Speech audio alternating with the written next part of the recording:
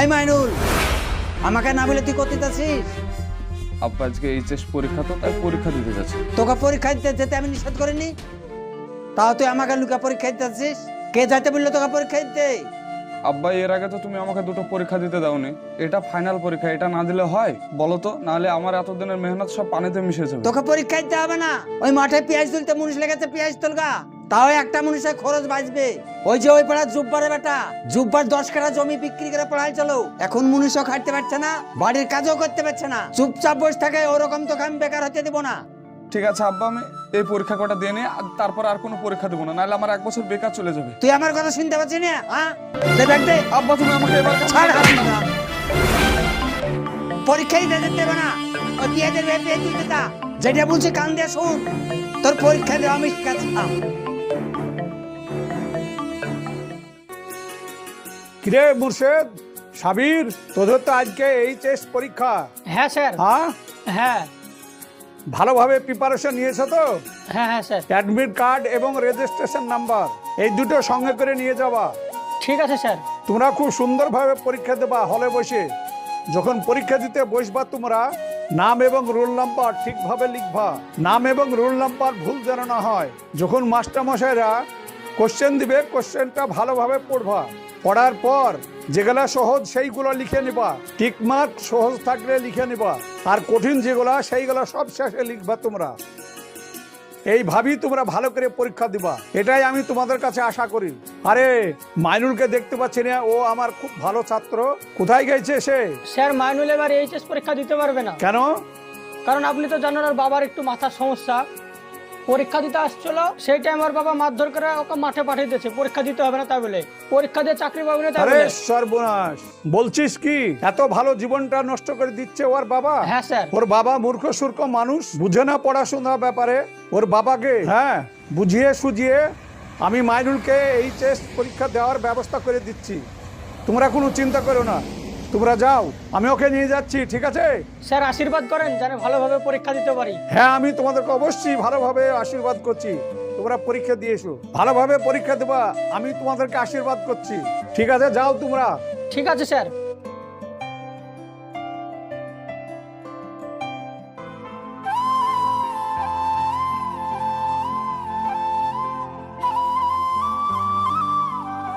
এই মাইনুল,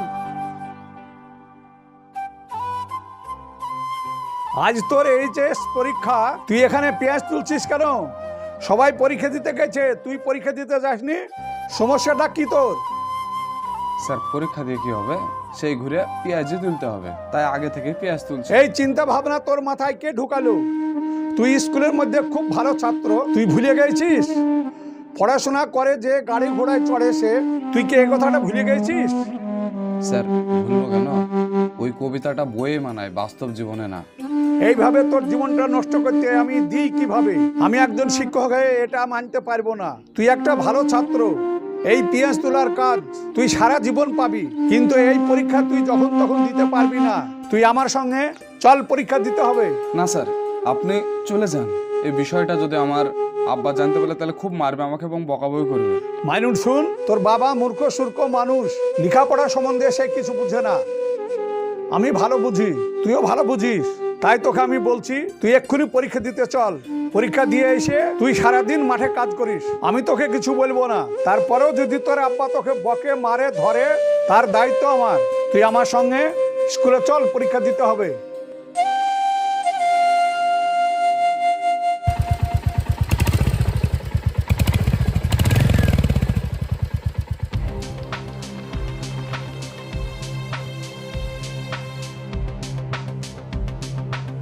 নমস্কার স্যার। নমস্কার।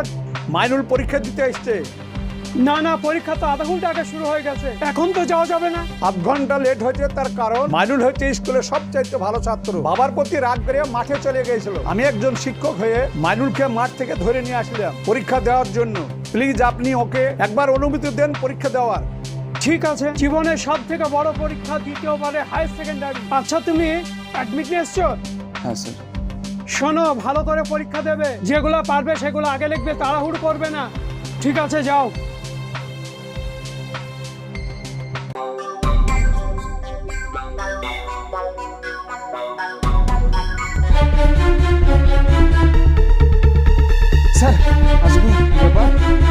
পরীক্ষা দেবো স্যার।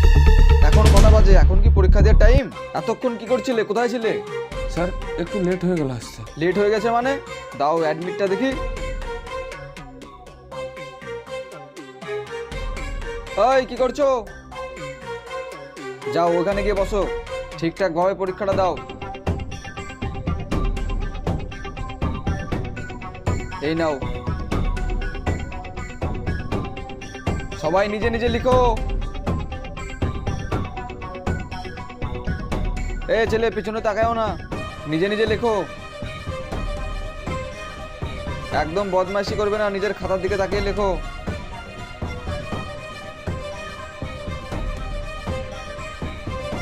এই ছেলে,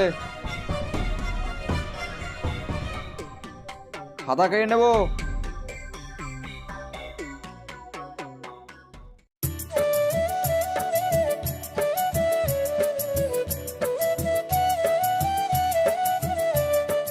এই ইলাম ভাই শোনো, আমার বেটাকে পিআই তুলতে পাঠাচ্ছিলাম, আমার বেটা কই দেখতে পাচ্ছি না।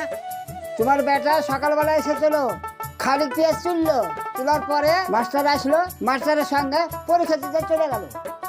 এমনিতে মুনিশ কম, তোমার বেটার লেগে আমি একটা মুনিশ কম নিচ্ছি। তোমার বেটার খাটনি কে খাটবে? দেখো দিনি, আমি একা বিক্রি করছি, এখন পেঁয়াজের দাম ভালো, পেঁয়াজ গেলা বিক্রি করলে এখন 2 পয়সা হবে, আর 2 দিন পর তো পেঁয়াজ লোকে নিবে না, সেই জন্যই তো ওকে আমি পেঁয়াজ তুলতে পাঠাইলাম।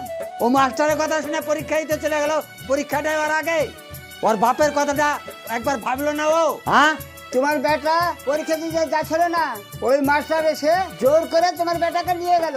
মাস্টারের আবার কি বুদ্ধি, আগে যুগে পড়াশোনা করে চাকরি বাকরি হয়েছে, এখন পড়াশোনা করে চাকরি বাকরি হচ্ছে না। আমরা চাষি মানুষ, আমাদেরকে চাষবাস করে খেতে হবে। ছেলেকে তো আমি বলে পারলাম না, আমি বাড়ি যাবো দিয়ে ওকে এমন শাস্তি দিব না, ও ট্যাং টুং ভেঙে আমি এক করে দেবো। তোমার যা খুশি তাই করো।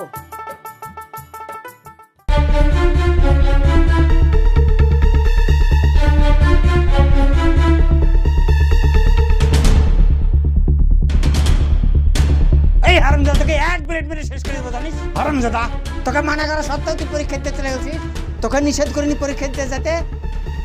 আমি পরীক্ষা দিতে যেতে চাইছিলাম না, মাস্টার মাঠে চলে গেছিল, দিয়ে আমাকে জোর করে লেগে পরীক্ষা দিয়ে এলো জানো।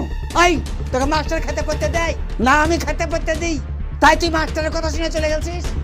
আজ তোর লেগে আমার 500 টাকা লস হয়ে গেল, ওই টাকা কে দিবে? তুই পরীক্ষা দিয়ে কত টাকা ইনকাম করেছিস? দে টাকা দে আমাকে। পরীক্ষা দিয়ে কেউ ইনকাম করে নাকি? তাহলে পরীক্ষা দিতে গেছিস কিসে লেগে? ঠিক আছে, আর যাবো না কোনোদিন। কান ধর, আজ যাবি কি কোনোদিন? আর যাবো না। ইয়ার পরে যদি আমার কথা অমান্য করেছিস তোকে আমি এক বেলাতে শেষ করে ফেলবো। চল বাড়ি চল, চল।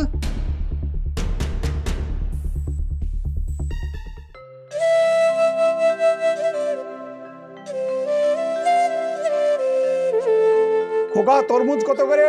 লেন তরমুজ লেন, ভালো হবে, 30 টাকা কেজি। আরে মাইনুল, তুমি? স্যার আপনি ভালো আছেন? হ্যাঁ আমি ভালো আছি। কি ব্যাপার, তুমি এখন তরমুজের ব্যবসা করছো?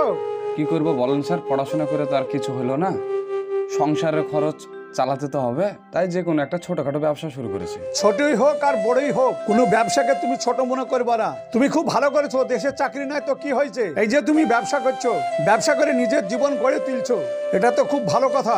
পড়াশোনা করলি যে সবাই চাকরি পায় তা না, অনেক বেকার ছেলে আছে, তারাও তোমার মতন ব্যবসা করে খাচ্ছে। ব্যবসাকে কোনো সময় ছোট মনে করবে না। কিন্তু স্যার কি বলেন তো, এইভাবে যদি চলতে থাকে তাহলে পড়াশোনা করে কি হবে বলেন? পড়াশোনা না করাই ভালো।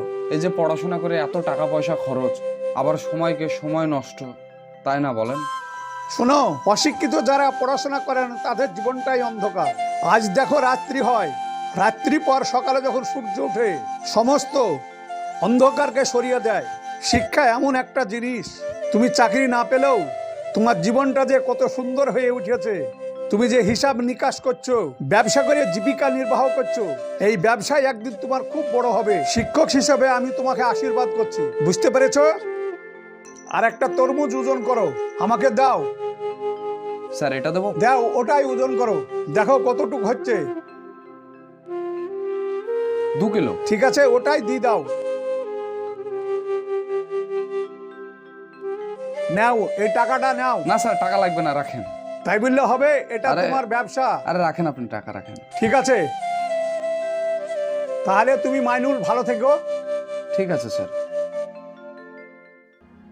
আগে বাবা মা জোর করে মারধর করে স্কুলে পাঠাতো, আর এখন স্কুলের বদলে মারধর করে কাজে পাঠাচ্ছে।